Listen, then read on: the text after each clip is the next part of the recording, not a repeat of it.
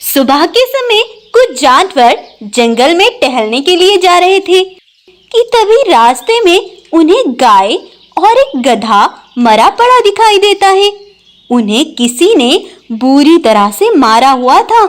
सभी जानवर उनको देखकर बहुत डर गए थे कि तभी वहीं पर जंगल के राजा बंटी बाघ वहीं पहुंचते हैं। गाय और गधे को मरा हुआ देख बाघ बोला, अरे ये सब किसने किया? इनको इतनी बेरहमी से किसने मारा? किसने किया ये सब? बताओ मुझे। पता नहीं महाराज, ये सब किसने किया? हम तो जंगल में टहलने के लिए जा रहे थे, तब हमने ये सब देखा।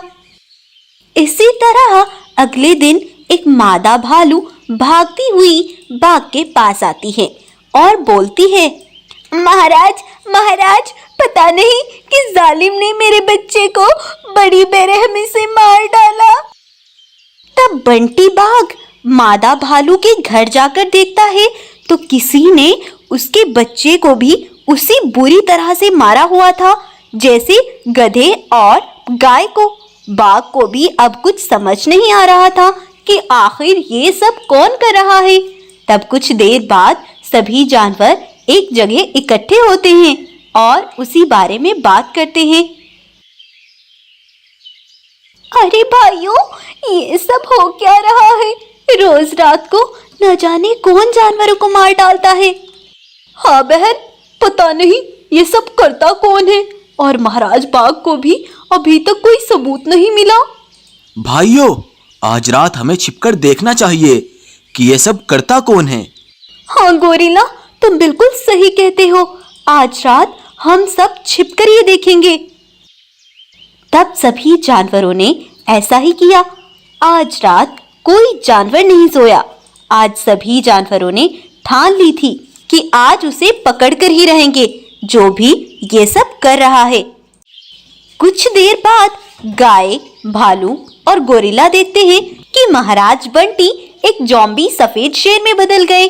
यह सब देख जानवरों के तो पसीने छूट जाते हैं और वो सब डर के मारे जाकर छिप जाते हैं।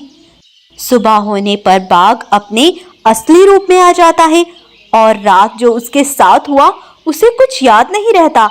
लेकिन एक बाघ कैसे बदल गया एक ज़ॉम्बी शेर में, ये सब जानने के लिए हम आपको कुछ पीछे ले चलते हैं। जंगल का राजा बंटी बाघ अपनी पत्नी बाघिन के साथ बहुत खुशी से रहता था और अपनी प्रजा का भी बहुत अच्छे से ख्याल रखता था। इसी जंगल में एक सफेद शेर भी रहता था। वह इस जंगल का राजा बनकर इस जंगल पर राज करना चाहता था। एक बार बाघिन बंटी बाघ से कहती है, सुनो बंटी महाराज, मुझे बहुत जोरों से प्यास लगी है, मैं अभी पानी पी कर आती हूँ। हाँ ठीक है बागिन, जाओ, लेकिन जल्दी आ जाना। उनको बातें करते सफेद शेर सुन रहा था। अरे वाह, ये अच्छा मौका है। आज मैं इस बागिन को मार डालता हूँ, उसके बाद इस बाघ की बारी है। तब सफेद शेर बाघिन का पीछा करता है और जब बाघिन पानी पी रही थी तो सफेद शेर पीछे से जाकर बाघिन पर हमला कर देता है और उसे जान से मारकर वहां से भागने लगता है। लेकिन कुछ दूर चलकर पहाड़ी से शेर का पैर फिसल जाता है और वो नीचे गिरकर मर जाता है। उधर बाघ बाघिन के ना आने से बड़ा परेशान था। तब वो बाघिन को देखने के लिए निकल पड़ता है। नदी पर पहुंचकर वो देखता है कि बाघिन मरी हुई पड़ी थी। यह सब देखकर बंटी बाघ बहुत ज्यादा दुखी हो गया था। लेकिन तभी उसे वहीं पर खड़ी एक शेरनी दिखाई देती है जो कि पानी ही पीने आई थी। उसको देखकर बाघ बोलता है, जरूर बागिन को उसी शेरनी ने मारा होगा, मैं उसे छोड़ूंगा नहीं। तब बाघ जाकर उस शेरनी पर हमला कर देता है और उसे बहुत ज्यादा जख्मी कर देता है। तुम दुष्ट बाघ का मैंने क्या बिगाड़ा था जो तुमने मुझे मार डाला? मैं तुम्हें श्राप देती हूँ, तुम काली रात में भयंकर रूप लोगे और हमेशा दुखी रहोगे। उनकी यह बातें दूर खड़ी एक लोमड़ी शुरू से आखिर तक सब देख रही थी। लेकिन डर के मारे वो बाघ को कुछ नहीं बताती और वहां से भाग जाती हैं।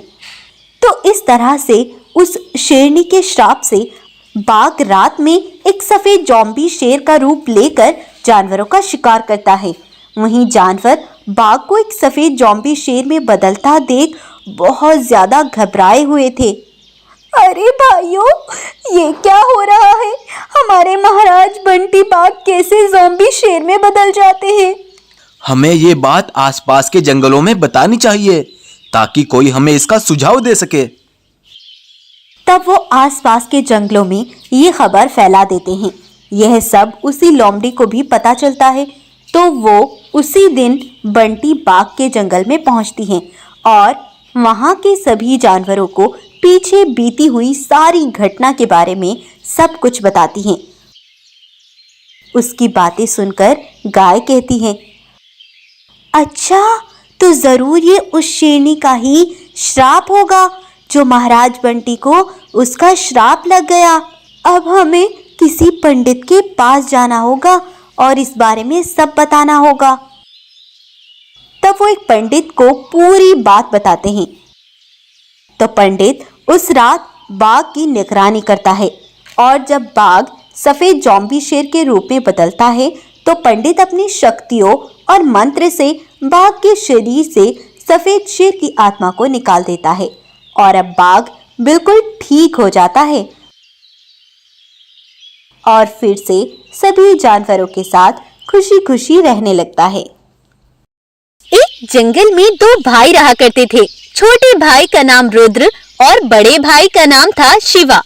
छोटा भाई थोड़ा कम दिमाग वाला था। वो जल्दी ही किसी की भी बातों में आ जाया करता था, लेकिन शिवा बड़ा होशियार और चतुर था। उनके माता पिता उनके बचपन में ही मर गए थे, इसीलिए वह दोनों अकेले रहा करते थे। उनके जंगल का राजा था एक बाघ, जो कि बाहर से तो बड़ा अच्छा बनता था, लेकिन अंदर से बड़ा जंगली, जालिम और खुदगर्ज था। एक बार उसी जंगल में रहने वाली एक शेरनी अपने नन्हे से बच्चे को जन्म देती है, तो उसको देखने के लिए रुद्र और शिवा दोनों जाते हैं। उसको देखकर शिवा कहता है, अरे वाह शेरनी, तुम्हारा बेटा तो बड़ा ही सुंदर है। ये तो बिल्कुल मेरे पिता पर जाएगा और उसी तरह जंगल का ख्याल रखेगा। शिवा की बातें सुनकर रुद्र गुस्से से बोलता है, क्यों शिवा, क्या इसे भी गद्दार बनना है तुम्हारे पिता की तरह? अगर यहाँ तुम्हें यही बातें करनी थी तो तुम मुझे यहाँ क्यों लाए? इतना बोलकर रुद्र गुस्से से वहां से चला जाता है। तभी वहीं पर एक गाय पहुंचती है। ये रुद्र अपने पिता को गद्दार समझता है, लेकिन मुझे ऐसा नहीं लगता कि तुम्हारे पिता गद्दार थे, क्योंकि मैं उनके बचपन की दोस्त थी। बेटा, तुम्हारे पिता इस जंगल के राजा हुआ करते थे।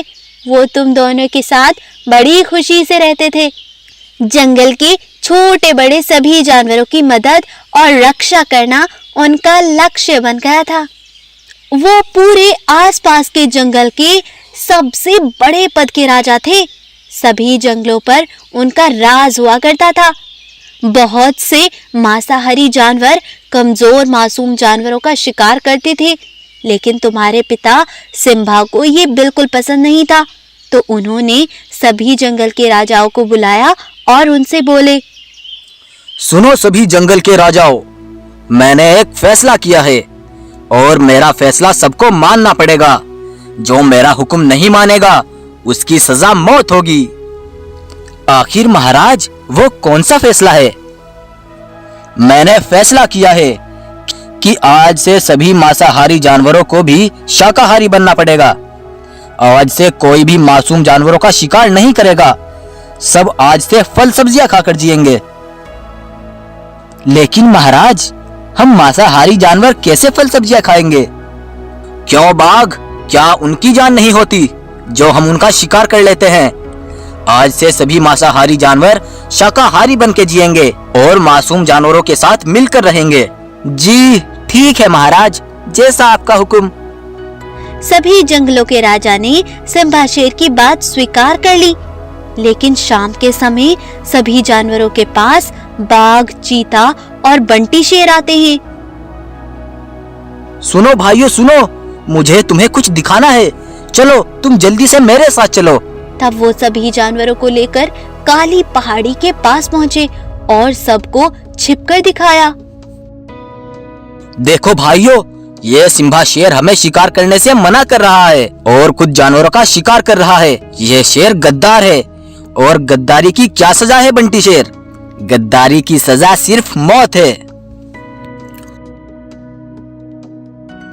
तब अगले दिन उस बाघ और कुछ जानवरों ने बीच रास्ते में तुम्हारे पिता को मार डाला बेटा।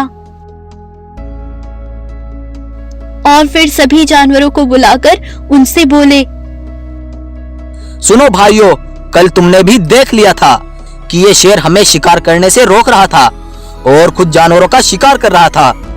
इसकी कोई और भी चाल होगी। ऐसे गद्दार राजा की हमें कोई जरूरत नहीं है। आज से मैं राजा बनकर सभी जानवरों की रक्षा करूंगा। कुछ जानवरों को तो शेर की गद्दारी और जानवरों का शिकार करने की वजह से तो शेर का मर जाना ही सही लगा, लेकिन बहुत से जानवरों को शेर की मौत का बड़ा अफसोस और दुख भी हुआ। लेकिन बेटा, मुझे तो शेर गद्दार नहीं लगते थे, लेकिन सच्चाई क्या थी किसी को नहीं पता। क्या हुआ था आखिर उस समय? तब शिवा वहां से अपनी गुफा में आ जाता है कि तभी वहां पर एक चील आती है और रुद्र शिवा को कुछ इशारा सा करती है, लेकिन उन्हें कुछ समझ ही नहीं आ रहा था। अरे भाई रुद्र, ये तो बोल नहीं सकती, ये बेचारी बेजुबान है। चील, चील, क्या तुम हमें कुछ कहना चाहती हो?